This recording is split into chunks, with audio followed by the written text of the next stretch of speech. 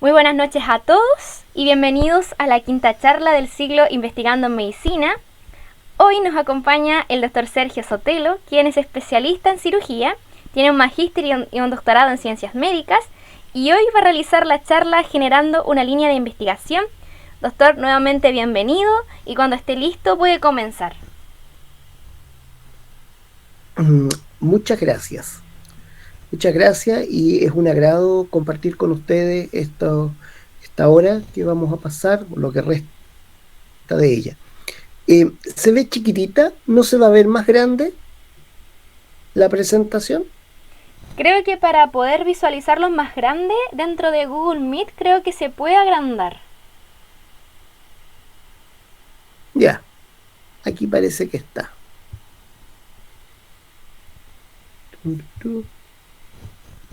Ya, perfecto, está súper bien. Ya pues, muy buenas noches nuevamente. Y una línea de investigación, eh, más que a ver, uno puede ir y comprar algo. Si uno tiene una necesidad, va y compra algo eh, eh, contra una suma de dinero. Sin embargo, la línea de investigación una construcción o un constructo que requiere algo más que dinero. Requiere algo más que dinero, requiere mucho interés, requiere dinero también, pero invertido de otra manera, no invertido como algo que se transa o se compra. Es dinero de trabajo, es dinero de horas de esfuerzo, es dinero o tiempo que invertimos, que se podría traducir en dinero, en donde volcamos nuestro interés, nuestras aficiones un poco de lado y nos volcamos enteramente a, a estas inquietudes. Es probable que la línea de investigación existan formas artificiales de generarla. Sin embargo, el motor fundamental es algo que viene con un profesional o con un estudiante que decide, reitero, volcar su interés a una problemática específica. Dame la siguiente, por favor. Una definición que tomé de un libro X de metodología. La definición de una línea de investigación es una propuesta que abarca conocimientos. ¿Ya? Esos conocimientos se consiguen con el estudio. No basta incluso con leer, necesitamos, necesitamos relacionar ciertos hechos o conocimientos para llegar a un conocimiento profundo. Nadie sabe más de un tema que el que investiga. Inquietudes son abarcadas prácticas y perspectivas de análisis que permitan el desarrollo de proyectos y productos construidos de manera sistemática de un tema de estudio. Y allí pusimos entre paréntesis pregunta de investigación, que probablemente es la piedra angular en torno al cual se levanta una línea de investigación. La siguiente, por favor. O sea, investigar, si hablamos de línea de investigación, tenemos que hablar de lo que es la investigación y esta forma de comunicar es interesante. Investigar no es publicar. A menudo y mucho en el ámbito médico, ustedes van a escuchar la siguiente frase: y que no hay nadie que se interese en la investigación porque yo tengo un tema para publicar. No es sinónimo, ni tiene nada que ver. Hay extensas investigaciones que no han sido publicadas. No estoy mirando otros ribetes porque los tiene. Pero investigar no es solo publicar. De hecho, la publicación es el producto de la investigación. Pero no se investiga básicamente para publicar. O no solo se investiga para publicar. Investigar no es completar antecedentes. No es que, uy, que estoy en cuarto, quinto, entonces voy a investigar para poder completar antecedentes. Probablemente esa investigación no va a tener buenos frutos. Lo mismo para un currículum. Los cargos académicos hoy día en diversas universidades tienen aparejado la necesidad de publicar. La verdad es que no siempre esa necesidad de publicar va aparejada de la posibilidad de que surja una investigación, y menos aún una línea de investigación. Inicialmente utilitario, probablemente no. Sin embargo, debe servir.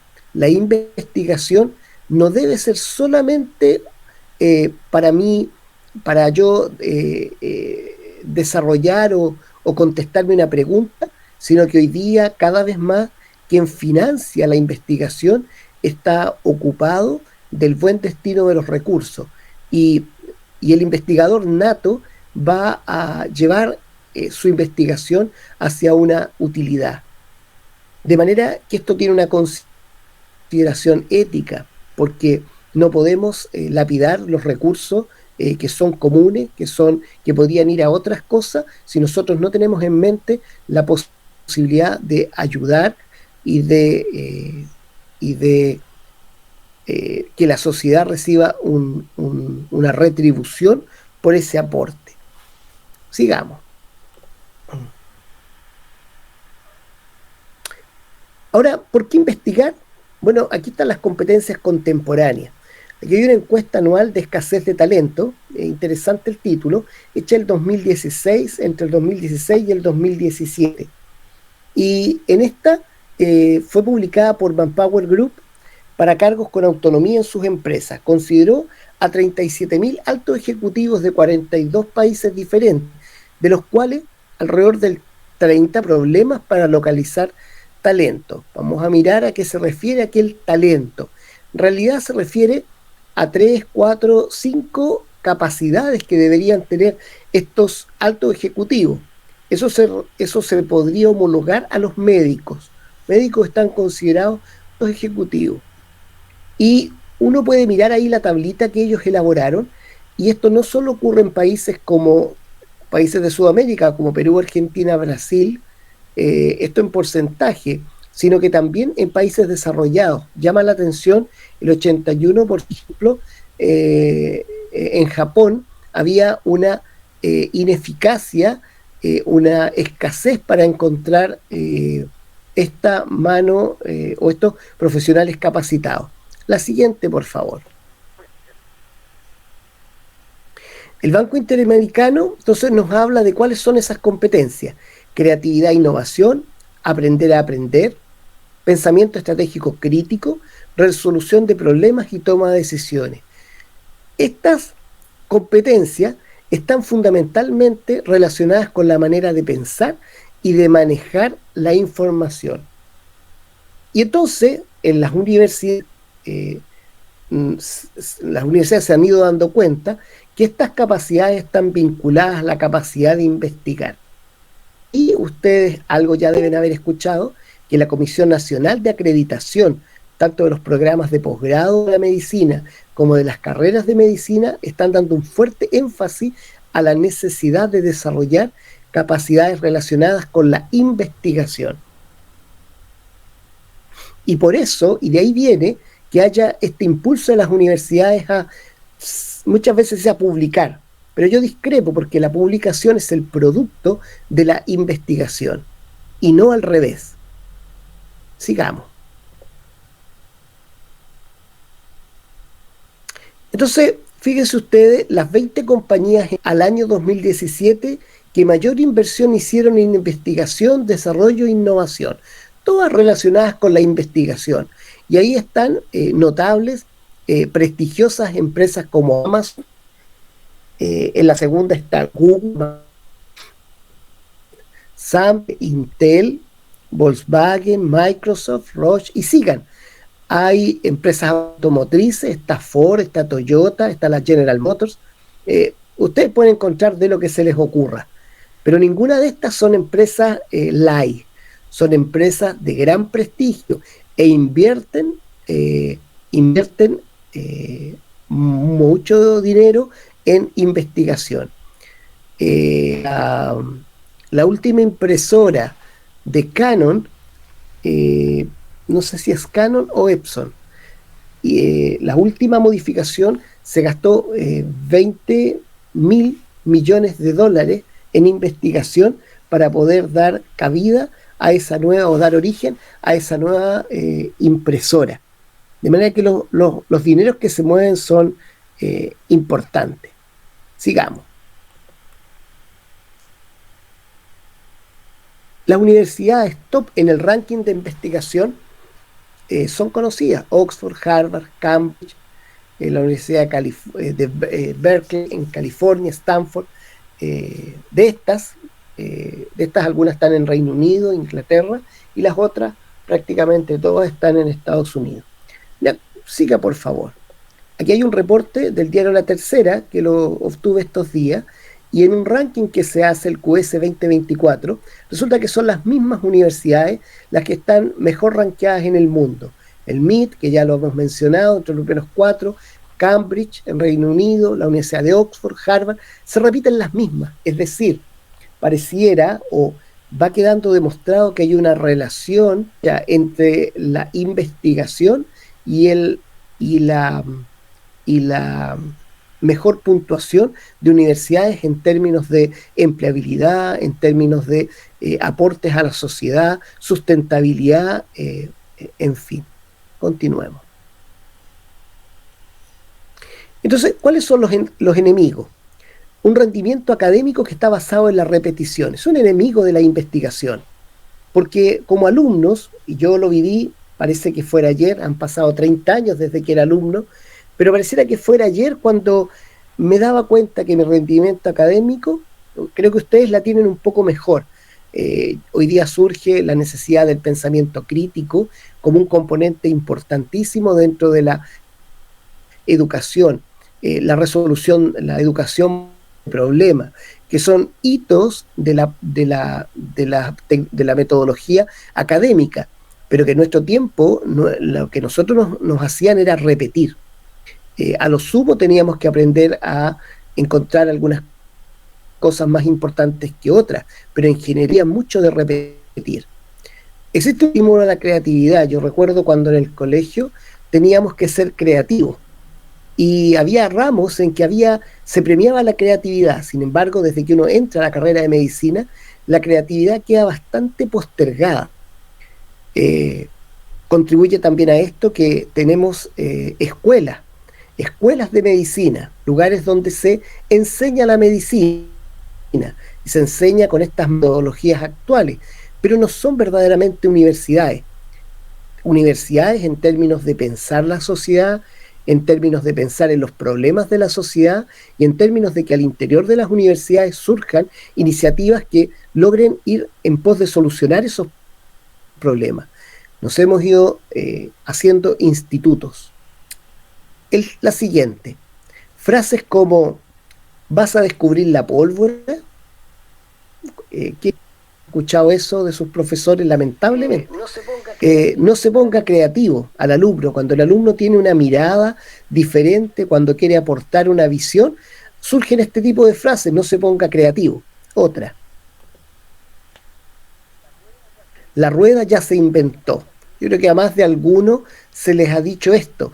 Y estas cosas, créanme, que no fomentan la creatividad, no fomentan la innovación, ni fomentan menos el deseo de investigar. La siguiente. Una observación. Cristóbal Colón creía que la esfericidad, que la Tierra, creía que el tamaño era mucho más grande que lo que se creía en su tiempo, y que la Tierra era esférica. El océano 1. Su partner fue el libro de Marco Polo, la Imago Mundi de Petrus Aliacus, y otras historias varias, como obras de Ptolomeo, Aristóteles, Plinio, Estrabón. Cristóbal leía y releía, anotando en los márgenes centenares de notas. Y él tenía estas observaciones y tenía estas ideas. En el cuadro uno puede mirar cómo hay libros que están en el suelo. De hecho, un niño que se supone que es hijo de Cristóbal Colón está leyendo uno de ellos. se puede ver cómo Cristóbal Colón está discutiendo su ponencia, sus observaciones con aquellos que le rodean. Bueno, la investigación hoy día no cambia. Hay que tener un PubMed o hay que tener bases de datos para investigar, hay que tener ideas que uno tiene que confrontar no solo con la literatura, sino idealmente con pares, con profesores, con mentores que estimulen, fomenten y perfeccionen nuestras ideas. Cristóbal leía y releía y anotaba en los márgenes centenares de notas. Había otras observaciones, como restos de elementos en el mar, allí en las costas de Europa, que no procedían de Europa. Y estas observaciones fueron los que le guiaron a él finalmente a desarrollar un proyecto. La siguiente. Entonces, el valor de una observación. En 1816, el médico René Laennec inventó el primer estetoscopio. Usaba un rollo de papel primero, luego lo transformó en esta especie de vara hueca de madera. ¿Y qué fue lo que él hizo? Canalizó el sonido del pecho del paciente a la oreja. Él lo que hizo fue traer una práctica. Los médicos lo que hacían, ponían un pañuelo y escuchaban directamente el corazón, los pulmones, el abdomen. Pero él lo que hizo fue canalizar en un instrumento ideas y una práctica médica de ese tiempo. Pero él fue el que se le ocurrió innovar a través de la observación que existía en el ambiente. La siguiente.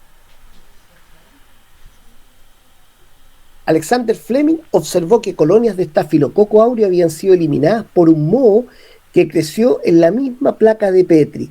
Él se daba cuenta que donde caía o donde crecía el moho, entonces desaparecía el estafilococo.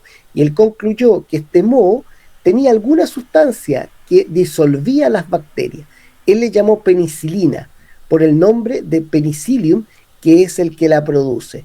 Esto pues entonces desarrolló la penicilina, probablemente en medicina uno de los hitos más importantes en la lucha contra las enfermedades. La siguiente. De forma tal que una línea de investigación tiene que tener una observación. Algo ocurre en la mente del estudiante, del futuro investigador o del investigador. Hay una situación, algo que no calza, algo que no está estandarizado, una observación que no se atiene a lo conocido. Ello puede provenir o puede generalizarse o ser un tema más general, y ello debe redundar en una pregunta de investigación. La siguiente. La pregunta de investigación, ¿dónde habita? La pregunta de investigación, probablemente, a mi entender, la pregunta de investigación junto con la observación son los dos pilares en los que descansa una futura línea de investigación. Una línea de investigación no nace de la noche a la mañana. Tampoco una línea de investigación abre sus ojos como un niño que nace en un parto. Al contrario, se parece más la línea de investigación al desarrollo de un ser humano. Desde que nace, ignoto, inicial, va creciendo, fortaleciéndose hasta llegar a ser una línea de investigación. Pero muchas veces parte de un tema general o una pregunta de investigación nos lleva hacia un tema general. ¿Pero dónde habita? En esta observación, en la discusión de un tema en una clase, al borde de la cama de un paciente. A veces es producto del estudio personal. Los artículos, muchos de ellos terminan, y ustedes deben estar familiarizados con que los artículos de investigación al final dice, nos surgen estas preguntas, las cuales no están contestadas. Es decir, las mejores preguntas surgen de estudios previos. En los congresos, en los cursos, los profesores lindan con el límite del conocimiento y se producen allí aquellas preguntas que nosotros podemos encaminarnos a intentar contestar. Preguntas de otros, como digo, no respondidas. La siguiente. La pregunta de investigación, junto con la observación, son el corazón del proyecto. Son el pilar metodológico. La pregunta de investigación, con sus múltiples componentes, es lo que va a dar origen a la investigación. Y esta pregunta y el desarrollo de un proyecto, a veces muy pequeño, va a dar origen a nuevas preguntas y nuevos proyectos. Ahí están haciendo una línea de investigación. Esta pregunta debe estar escrita. La pregunta de investigación tiene vida. La pregunta es dinámica. Necesita ser refinada, desarrollada. Esta pregunta apunta a un problema específico. Sitúa una población y las variables que vamos a estudiar. Las hay descriptivas. Hay preguntas de investigación comparativa y algunas descriptivas tienen variables que se describen. ¿Cuáles son esas variables? ¿Cómo se comportan esas variables? Pueden ser las preguntas de investigación comparativa, en donde las variables se comparan una con otra. Grupos diferentes, bien digo, o mismos grupos en donde comparamos diversas variables a diferencias que hay en esos grupos. Y pueden ser relacionales, es decir, la variable es absolutamente independiente o se asocia con otra variable. Y estas concurren a un diseño. Es decir, el diseño que yo escojo para una investigación nace de la pregunta de investigación. El diseño nace solo, es decir, no hay tal cosa como que alguien diga, uy, tengo tantas ganas de hacer un ensayo clínico, no me quiero morir antes de no hacer un ensayo clínico. Eso no funciona de esa manera, funciona al revés. La pregunta de investigación termina, concluye, concurre a un diseño. La siguiente. La pregunta de investigación debe ser factible. Yo no puedo investigar algo que no tengo en mi entorno. Debe ser interesante, es decir, esa pregunta de investigación que va a dar origen al tema y de la cual va a salir finalmente la línea de investigación, me debe ser interesante a mí. Está estudiado que cuando el alumno o cuando el futuro investigador se acoge a las líneas de investigación del lugar y no a una pregunta que nace, la probabilidad de que fracase esa investigación es muy alta. Debe ser algo novedoso. ¿Y cómo voy a hacer a saber si esta pregunta es novedosa, si este tema que yo estoy desarrollando es novedoso? Necesito ir a la literatura. Necesito investigar sobre lo que quiero investigar, porque muchas de las preguntas son solamente la muestra de nuestra ignorancia.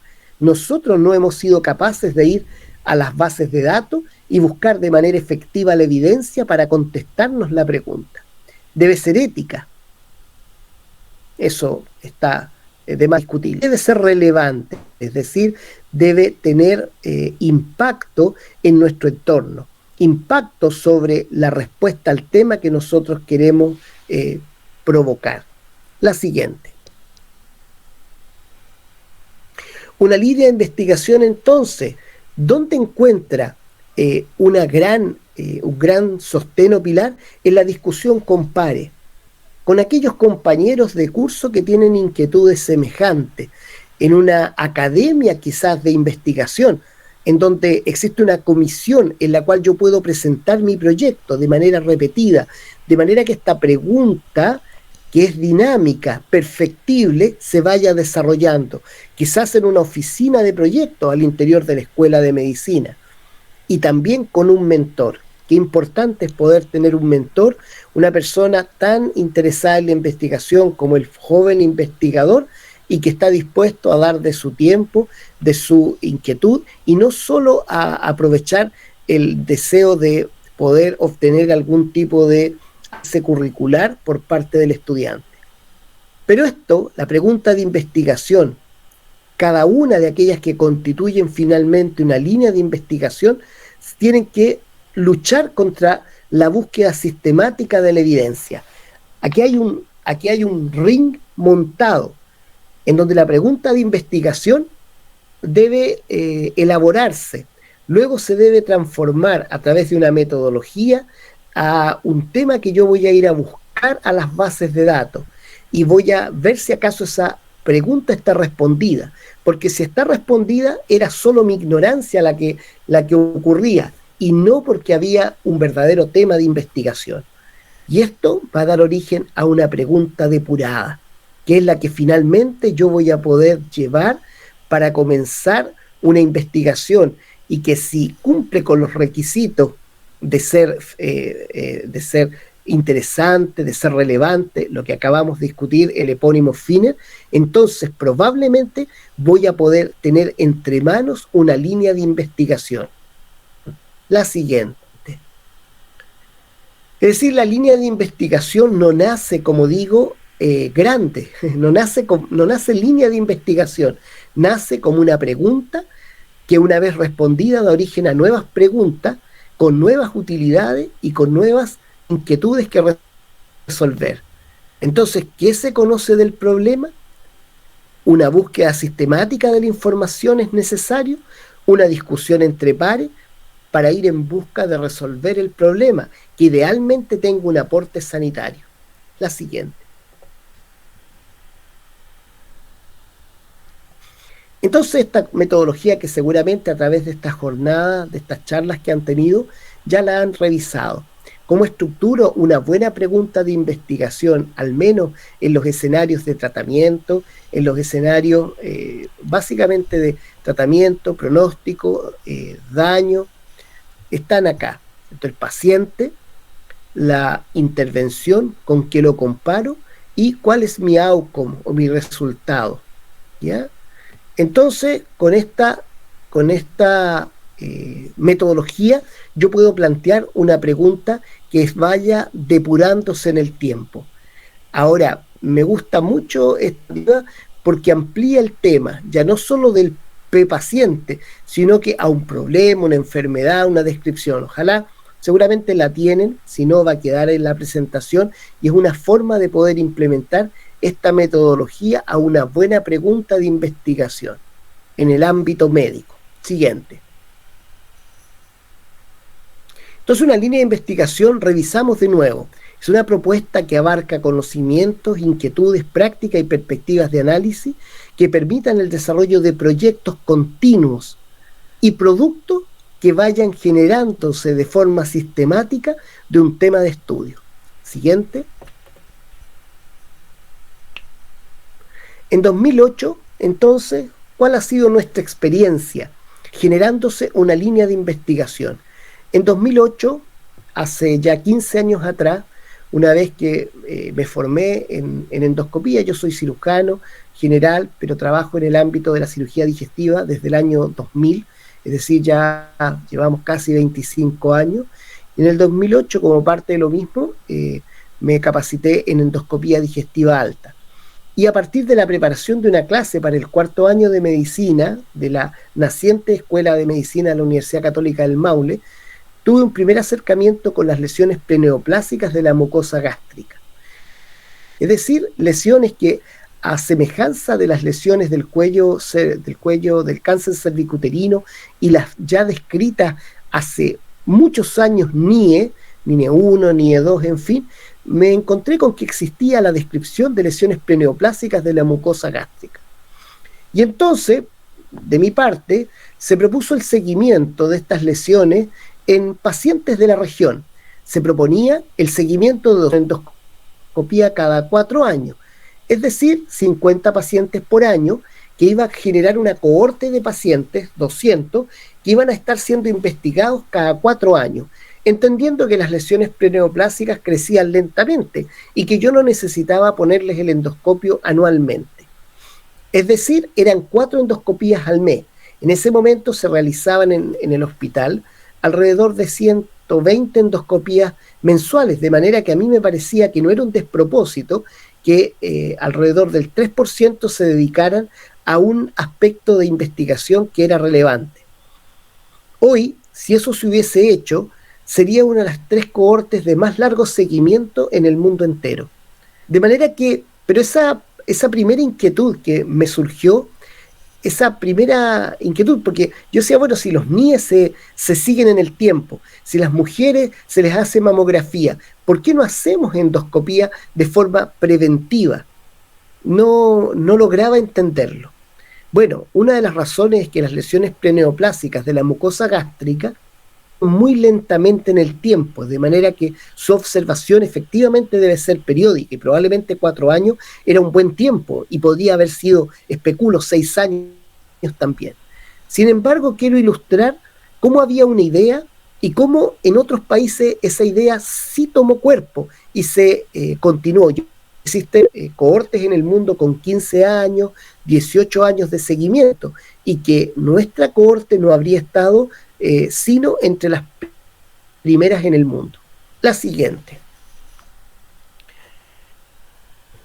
¿Y por qué el cáncer gástrico? Porque el cáncer gástrico avanzado se diagnostica en el 90% de los casos, con una operabilidad que no es más del 50 al 60%, y una supervivencia que es de 15 a 45%, siendo los lugares públicos lamentablemente más parecido al 15-20% que al 45%.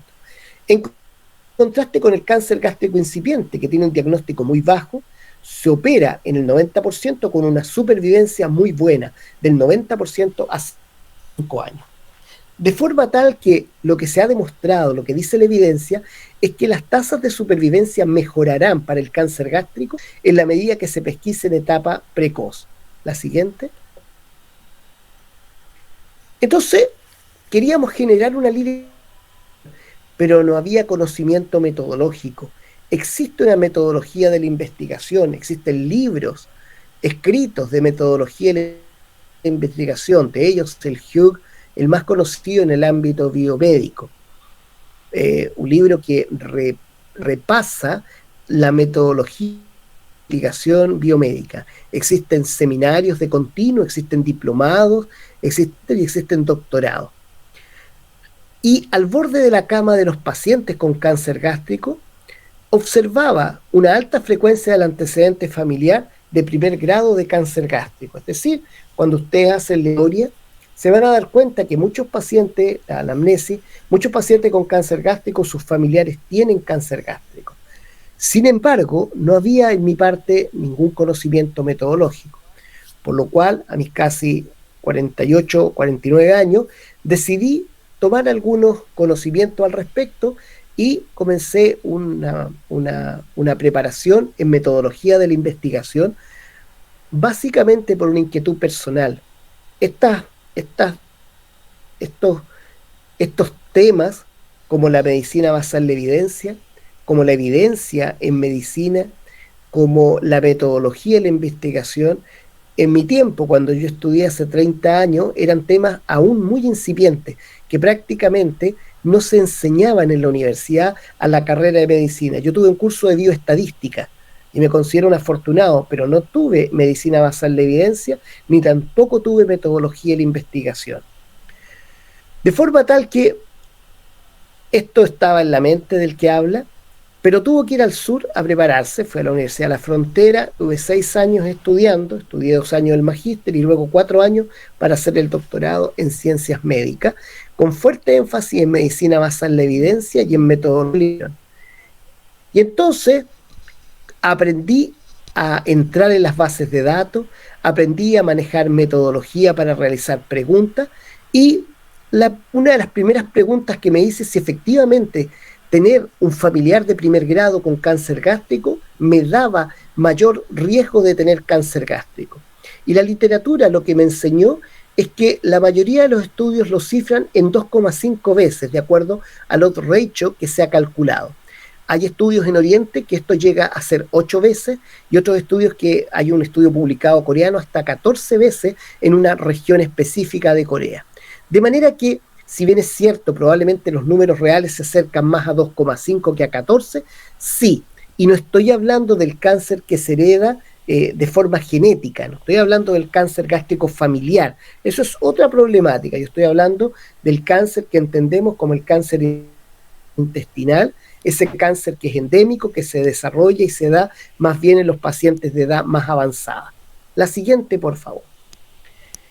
De forma tal que nos adentramos en algunos modelos que existían para entender el cáncer gástrico y dimos con el modelo de señor Pelayo, que es un médico médico colombiano que trabajó muchos años en Colombia, posteriormente se fue a Houston, en Estados Unidos. El huracán que asoló por allá por los años 2000, lo pueden revisar, esa zona de Houston, provocó que se perdiera material de investigación de toda su vida. Finalmente él terminó en Europa, en Francia, actualmente ya está prácticamente retirado. Es un médico que trabajó hasta sus casi 90 años y él generó en los años 70 este modelo, en donde la gastritis crónica, que años después supimos que el Helicobacter pylori, y en base a otros medios ambientales, pero básicamente el Helicobacter, produce esta cascada o esta pirámide creciente de daño, pasando por la gastritis crónica atrófica, la metaplasia intestinal, la displasia, hasta llegar al cáncer gástrico precoz y al cáncer gástrico avanzado, siendo estos escalones las famosas lesiones o LPN, que les llamo yo, de la mucosa gástrica. La siguiente, por favor. Y entonces con este conocimiento y otras cosas que no viene al caso por el tiempo señalar, nos hicimos la pregunta. Había pacientes que acudían a operarse del cáncer gástrico y en un alto porcentaje, como he dicho, eran familiares con antecedentes familiares de tener cáncer gástrico en la familia de primer grado. Y nuestro objetivo fue determinar las características morfológicas de la mucosa gástrica de estos familiares de primer grado en ese grupo en el segundo semestre del año 2018, su prevalencia. Y para ello, la siguiente, para contestarnos esta pregunta, nosotros diseñamos un estudio de corte transversal con 110 familiares, con un muestreo por conveniencia y con endoscopías, protocolo de Sidney, y fuimos a pesquisar las lesiones preneoplásicas en 110 familiares de primer grado de pacientes con cáncer gástrico, hermanos, hermanas, hijos o padres de pacientes que tenían cáncer gástrico. La siguiente, básicamente el protocolo de Sidney nos permite, a través de 5 muestras del estómago, a la biopsia caracterizar el estómago y poder definir cuáles tienen más riesgo que otros. ¿Qué fue lo que conseguimos de este estudio? Conseguimos que, frente a que estas lesiones eran tan, como se decía en el 2008, o como fue la respuesta que se me dieron, que no había recursos para poder hacer esta investigación, que no venía al caso porque las lesiones se desarrollaban muy lentamente. ¿Qué fue lo que encontramos? Encontramos casos avanzados de gastritis atrófica, es decir, una lesión preneoplásica que en el mundo entero hoy día requiere vigilancia, en el 27% de los casos.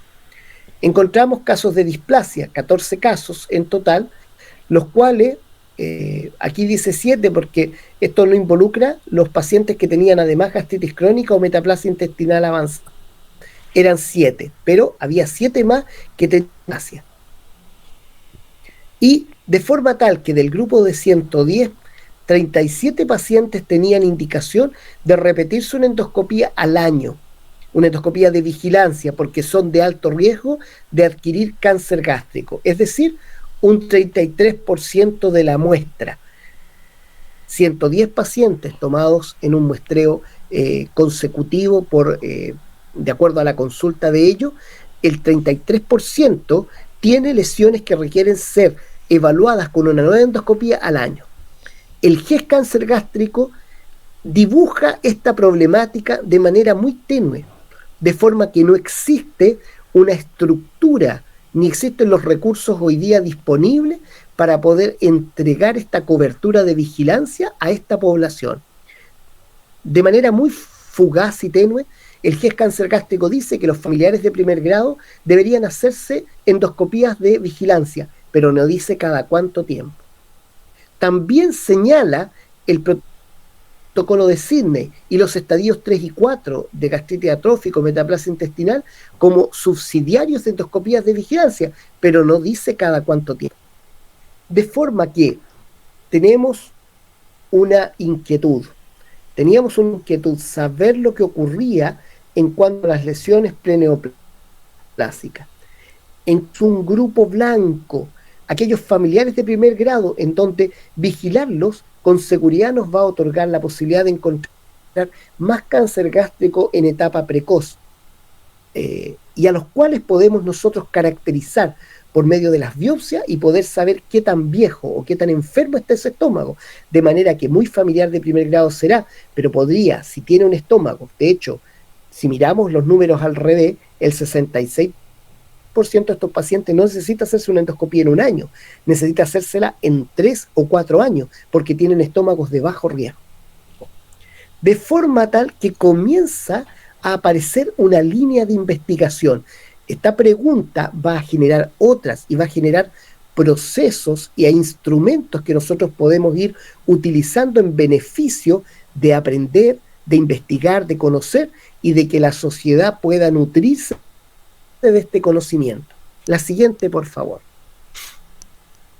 Comparamos con las series nacionales existentes. Probablemente no es la mejor forma de comparar. Lo ideal sería haber generado un estudio que pudiera comparar de inmediato estos familiares con un grupo comparativamente adecuado en la misma población, pero no teníamos los recursos para ello. Y existen dos series de casos, la del doctor Latorre y el doctor Velolio, hechas con antecedentes de nuestro país. Y cuando nosotros las comparamos, nos haré con la tabla, en términos de Olga 3 y 4, que son los estadios avanzados, y metaplasia intestinal, se superaban al menos al doble, y en el caso de los estadios avanzados en cuanto a gastropatía atrófica, hasta 10 veces más frecuencia existía en la serie de pacientes de mi persona, aplicada no a población general, es decir, en nuestro país, a grupos etarios semejantes, con todos los sesgos que esto tiene, ser en regiones distintas, ser a poblaciones obviamente diferentes de alguna forma, pero todos ellos chilenos, con la diferencia más importante de población general en las series que están en blanco versus la que está en verde, que es la de familiares de primer grado, encontramos una diferencia significativa en términos de metaplasia intestinal, absolutamente distinta en estadios importantes 3 y 4 de atrofia gástrica, y también en la aportación del Helicobacter pylori, que ustedes pueden ver que se fue del 80% en esta población versus el 50% y el 33% en el mejor de los casos en las otras series. De manera que de las observaciones que se habían hecho surge que es un grupo poblacional de riesgo y un grupo poblacional que merece toda nuestra atención. ¿Cuáles son las formas de enfrentar hoy día el tamizaje, el screening de pacientes para evitar que aparezca el cáncer gástrico en sus etapas avanzadas? La generación de grupos en los cuales esté enfocada la endoscopía a esos grupos. Chile y países como el nuestro en vías de desarrollo con incidencias intermedias de cáncer gástrico generales deberían aplicar tamizaje por endoscopía de manera focalizada. Ahora, intermedia está por ahí, porque Chile tiene 6-7 regiones que tienen una incidencia intermedia estandarizada, que está por debajo de 20 por 100.000 habitantes. Sin embargo, las regiones que hay desde Talca, desde Rancagua hacia el sur hasta Los Ríos, son regiones que prácticamente en el género masculino logran duplicar ese 20, transformándolo en la región del Maule en 37 por 100.000 para los hombres, y siendo un poco menor para las mujeres, alrededor de 16, 15 aproximadamente, de forma tal que de todos modos tenemos una región larga, extensas regiones que tienen una incidencia casi el doble que el resto del país, lo cual debería movernos a focalizar de alguna manera también este tipo de recursos. La siguiente.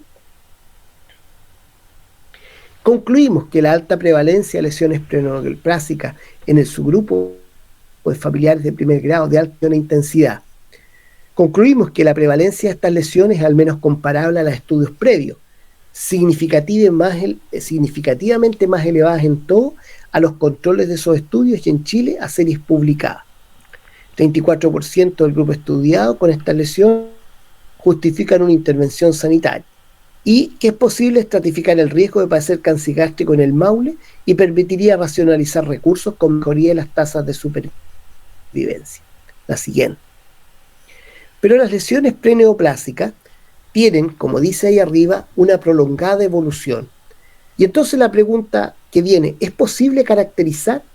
El tejido histológico me dice si está normal, si es una gastropatía atrófica o si es una metaplasia intestinal. Pero, ¿cómo puedo yo avanzar en la caracterización? Y nos hicimos la pregunta, bueno, ¿cómo es la expresión de ciertos marcadores inmunohistoquímicos de los cientos que existen? Escogimos P53, CDX2, MUC5AC y S100A9 para las lesiones preneoplásicas detectadas en familiares de primer grado de pacientes con cáncer gástrico en este grupo etario. Vino la pandemia, había que hacer la tesis del doctorado y no podíamos tomar muestra humana, pero teníamos en biblioteca 1008 muestras que habíamos obtenido de los pacientes previos, de forma que nos hicimos la pregunta, bueno, ¿podemos caracterizar esto? ¿Saber cómo están estos marcadores en esta población? La que sigue, por favor. Y entonces hicimos un estudio de corte transversal anidado en esta cohorte de familiares y estos 1008 bloques hicimos un muestreo aleatorizado estratificado, clasificamos de acuerdo al daño y desarrollamos un tamaño muestral de 110 bloques a los cuales le aplicamos técnicas de inmunohistoquímica para estos 4 marcadores. En vistas de saber si el cambio histológico progresivo desde una mucosa hasta una displasia, estos marcadores, cómo se comportaban a través de ese cambio histológico. Fuimos a la literatura. ¿Y qué existía? Existía marcadores en población normal, marcadores en cáncer gástrico, pero la literatura absolutamente escuálida, escasa, por no decir inexistente, en aplicar estos marcadores de acuerdo a la cascada progresiva de Correa. De forma que tenía en mano el poder caracterizar esta mucosa en cuanto a estos marcadores, y esto además con un hito hecho en familiares de primer grado de pacientes con cáncer gástrico, algo que no había sido hecho. La siguiente.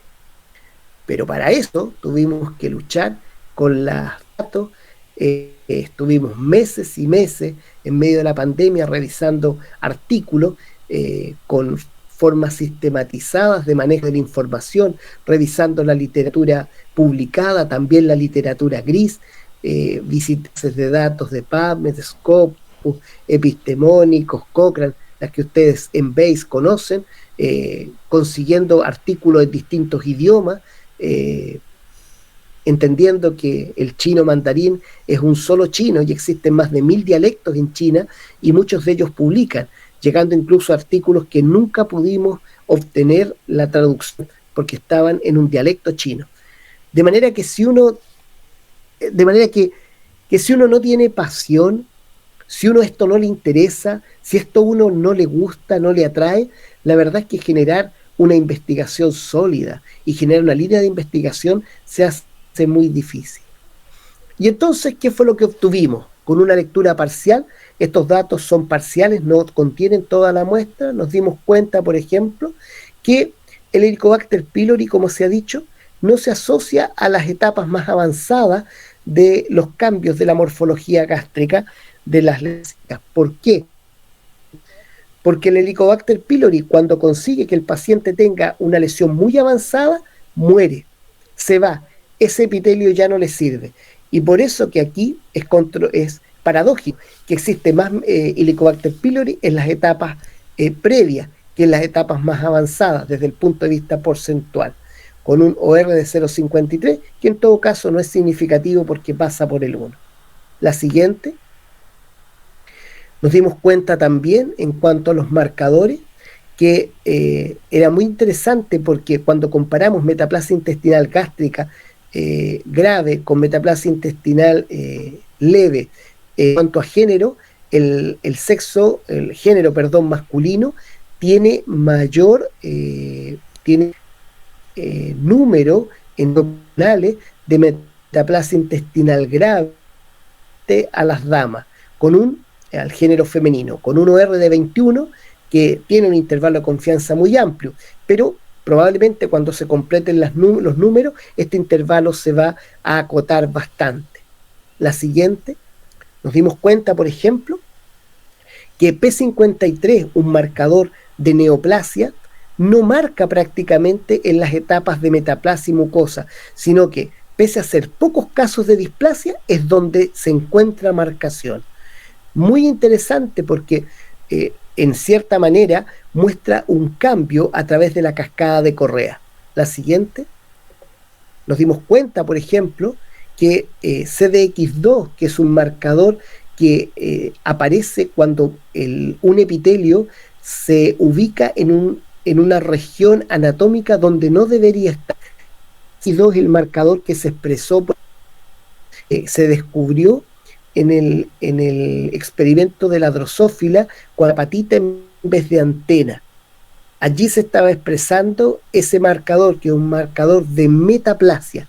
Y aquí, por ejemplo, si nosotros vemos los OR, nos damos cuenta que existe un OR de 5,96, que es significativo, pues no pasa por el 1, de metaplasia grave versus metaplasia intestinal leve. Existe mucho más en metaplasia intestinal grave, de forma tal que está marcando la ubicuidad o la neoubicuidad de un epitelio distinto en una ubicación diferente.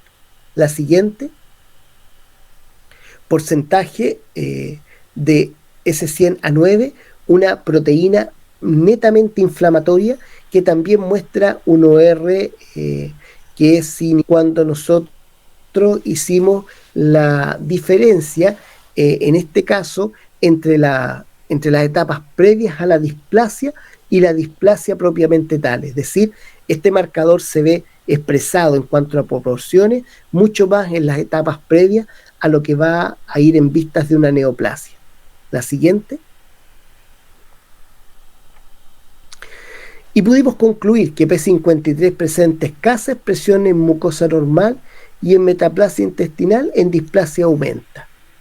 CDX2 presenta escasa expresión en la mucosa normal, en metaplasia intestinal se comporta en forma diferenciada, con una expresión de metaplasia grave mucho mayor a lo encontrado en la metaplasia leve, y en displasia sus niveles de expresión decaen. S100A9 se expresa en mucosa normal, progresa en metaplasia y disminuye en displasia. Y los marcadores inmunohistoquímicos estudiados presentan en mucosa gástrica normal un perfil consistente en escasa expresión de P53 CDX2 y la que aumenta para S100A9. En cuanto a los marcadores estudiados, presentan en metaplasia intestinal nula expresión de P53, expresión mayor en metaplasia intestinal grave que leve de CDX2 y similitud de expresión en S100 en ambos tipos de metaplasia intestinal. Estas son conclusiones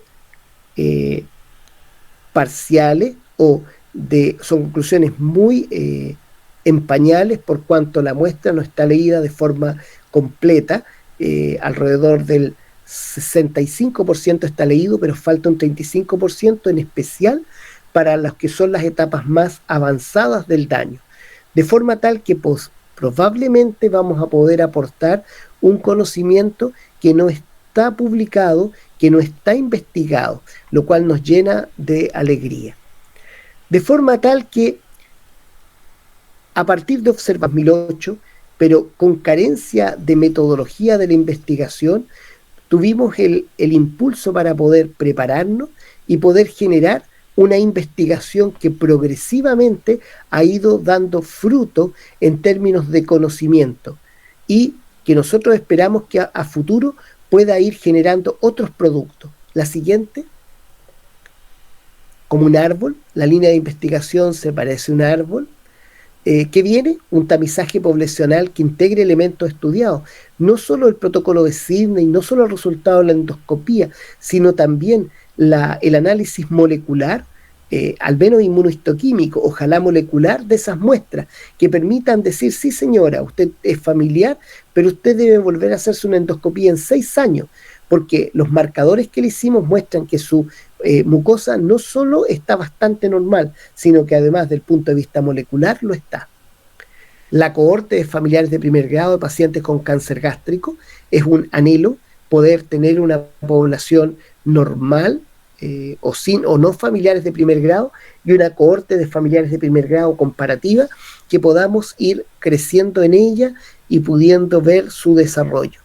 El estudio de la progresión de los marcadores de inmunohistoquímica en piezas de estómago con cáncer gástrico, abierto el estómago en el laboratorio de anatomía patológica, a partir del centro tumoral, poder ver cómo es la expresión de manera centípeta de distintos marcadores, ver si existen diferencias en las regiones y ver si esto nos aporta en términos de algún marcador que pueda ser de utilidad pronóstica.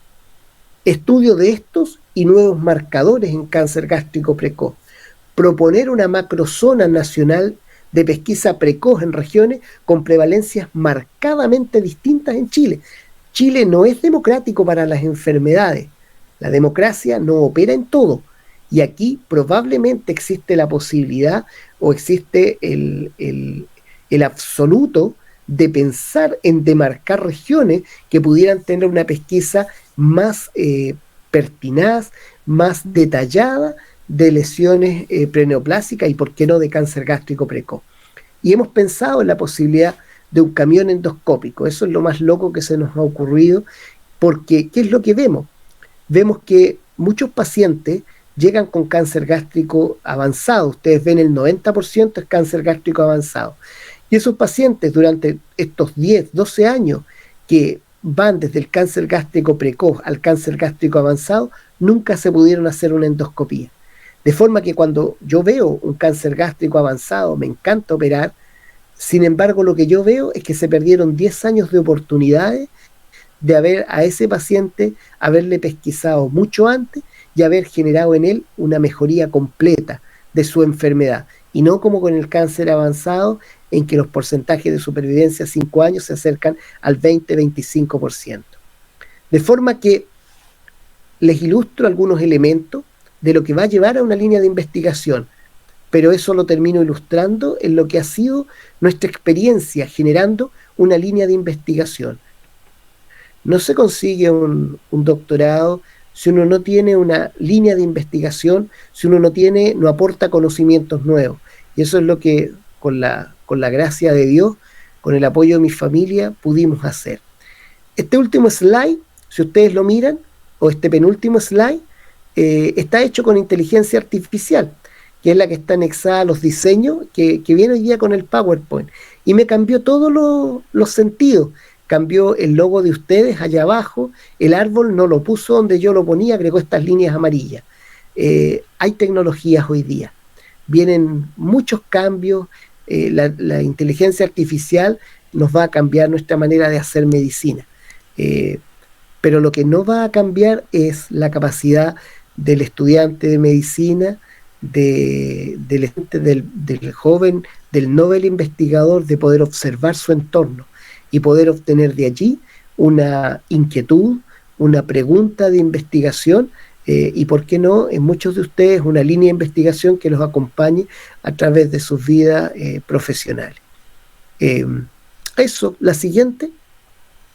Esto era lo que preparé de manera especial para ustedes, intentando ilustrar con lo que ha sido mi experiencia en los últimos años en este ámbito, para mí antes desconocido, no había tenido la oportunidad y hoy día la tuve, o en los últimos 8 años de mi vida me he podido dedicar a esto y la verdad es que espero poder continuar muchos años en esto. Eso es lo que les quería comentar. Muchas gracias por su atención. Es posible que haya alguna pregunta, estamos llanos a contestarla. Muchas gracias, doctor, por la charla, estuvo muy interesante. La verdad es que durante todo el ciclo de charlas es primera vez que podemos ver en vivo cómo es que va progresando una investigación.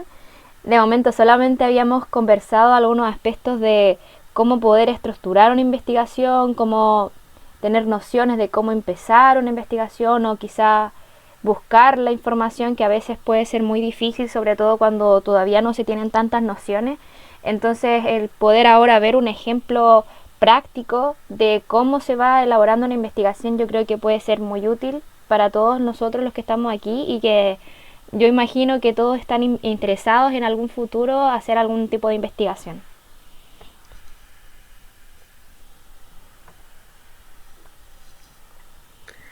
Sí, lo mío fue un ensayo. La verdad es que cuando lo miro hoy día, el 2008 para mí es un momento muy especial. de esa gente que no apreció la idea que yo tuve. Hoy día he conseguido solamente palabras de felicitaciones y de respeto y consideración. Y eso me da alegría, pero creo que no lo cambio por lo que habría sido partir el 2008. Habría sido muy interesante, pero hay un libro que son las Crónicas de Narnia, muchos lo han leído. Hay un momento en que Lutzi le dice a Aslan, y le dice, pero ¿qué habría sido si me hubiese hecho caso? Y el león replica y dice, no. Se enoja en realidad el león, le dice, eso no te pertenece, eso no fue. Y la verdad es que eso es así, no fue nomás. Y no hay que gastar más neuronas en eso, no fue. Lo que tenemos es esto. Y yo tengo 56 años.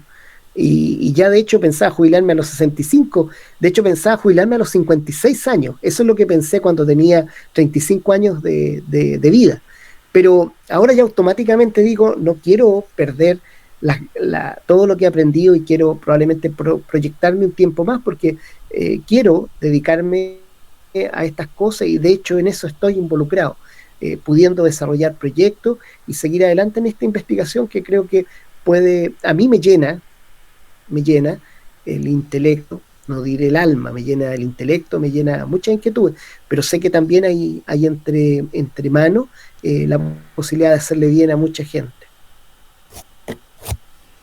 Muchas gracias, doctor, por sus palabras. ¿Alguno de los asistentes quisiera hacerle alguna consulta al doctor al respecto del tema o de algún otro tema que quieran hacer?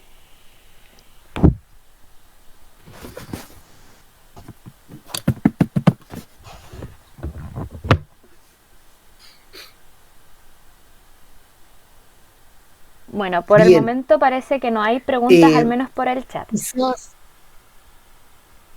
Yo sí quisiera hacer una consulta. En el tiempo ustedes son alumnos. Dígame.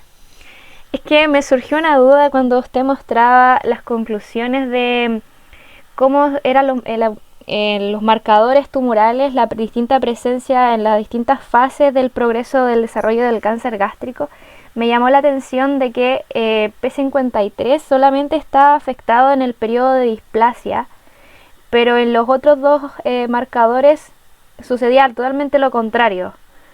Entonces mi duda es, ¿a qué cree usted que podría deberse como el actor diferencial de los distintos marcadores? Que en algunos solamente se afectan en displasia y en otros solamente en algunos periodos durante la metaplasia intestinal grave. Súper interesante porque son marcadores que han sido muy poco estudiados. Han sido estudiados en cáncer gástrico. En cáncer, porque en realidad la investigación en cáncer gástrico está muy sesgada. Lo que se ha buscado a través de los últimos 30 años, y en eso nuestro país también ha invertido mucho dinero, es en el marcador, es como lo mismo que en el tiempo de Cristóbal Colón, la ruta hacia las Indias. ¿Qué es lo que iba a tener La Plata? Una vía más rápida para llegar a las Indias, al oriente. Eso era lo que se buscaba, ahí estaba La Plata, ahí estaba lo que el ser humano buscaba. ¿Qué es lo que se ha buscado en los últimos 30 años en cáncer gástrico? Y esto lo digo con conocimiento de causa. El marcador que permita diagnosticar sin hacer endoscopía el cáncer gástrico. Eso es lo que se ha buscado. El marcador que permita que lo resuelva todo, que con una muestra de sangre yo resuelva todos los problemas. Y eso, si bien es cierto, hay aproximaciones en otros cánceres, como el CA125, el CA199, en los cánceres, algunos de ellos del área ginecológica, y también en los de vías biliares y de hígado, pero eso en cáncer gástrico no ha ocurrido. ¿Ya?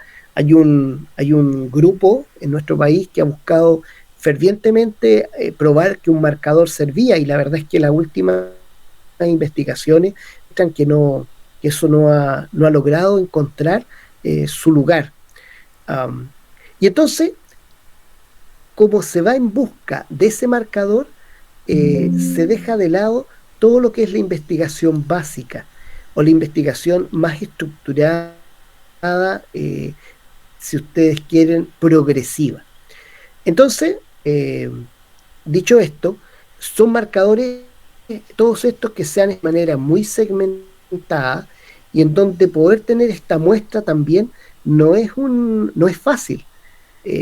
Yo he recibido ofertas durante los congresos a los que he asistido para colaborar con grupos en el mundo desarrollado, pero uno se da cuenta que lo único que quieren es muestras. En realidad no tienen ningún interés en que uno pueda colaborar con ellos con mayor investigación. Lo que quieren es muestra porque ellos no las tienen. Dicho estas cosas, P53 es un marcador de neoplasia, ¿ya? Es un marcador de neoplasia. Y la metaplasia y la gastropatía atrófica no son netamente neoplasias, es decir, no hay un crecimiento de nuevo de una célula sin estructura histológica. Y eso es lo que sí aporta la displasia. De manera que, por lo menos para P53, está súper claro por qué se produce solamente en la displasia. De hecho, los patólogos, cuando tienen dudas si un tejido es neoplásico o no, aplican P53. Y si marca, ellos dicen, momento, stop, aquí probablemente hay neoplasia o hay una neoplasia intraepitelial. El caso de S100A9 es una proteína que se está en la Universidad Católica del Maule en cáncer pulmonar, y al menos en la parte digestiva pareciera estar asociada mucho más a inflamación que a neoplasia propiamente tal. Y el caso de CDX2 es un marcador que se asocia a la proliferación de un tejido en un lugar anatómico donde no debería estar. Y por eso CDX2 es tan clara diferencial metaplasia grave y la diferencia de metaplasia intestinal. Esa es la razón básica de estos marcadores. MUC5, MUC-AC, no tenemos lecturas todavía, están recién produciéndose, así que por eso que, si ustedes se fijaron, no está en la presentación. Muchas gracias, doctor, por su respuesta. Realmente estuvo muy buena la charla y la dejamos invitado a que en alguna instancia futura pudiera usted hacer alguna otra charla de algún otro tema, si es que usted está interesado. Por supuesto, cuando surgen las escuelas de medicina en la región del Maule, yo fui un promotor de que no era necesario, o sea, no solo había que tener una escuela, o no había, a ver, ¿cómo decirlo? No podía existir exclusividad de una sola escuela de medicina. Porque lo que entendemos es que en la medida que el Maule tenga más médicos, nosotros vamos a generar una mejor salud. Así lo entiendo yo. De forma tal que en la medida que pueda indistintamente colaborar con las escuelas de medicina, es un deber hipocrático y un deber con la sociedad. Eso. Muchas gracias, doctor. Bueno, para nuestros asistentes, esta ya vendría siendo nuestra penúltima charla del ciclo. Así que solamente nos queda una última charla, que es el próximo martes, con la cual vamos a cerrar este ciclo, que tiene por objetivo comprender el mecanismo de cómo funciona el gestor bibliográfico Mendeley, para que puedan complementar un poco lo que vimos en la primera charla, que era cómo buscar fuentes bibliográficas que fueran de utilidad y que fueran de manera eficiente. Así que los esperamos a todos. Muchas gracias por asistir a esta jornada y muy buenas noches. Buenas noches, muchas gracias por la invitación. Buenas noches, doctor. Muchas gracias a usted.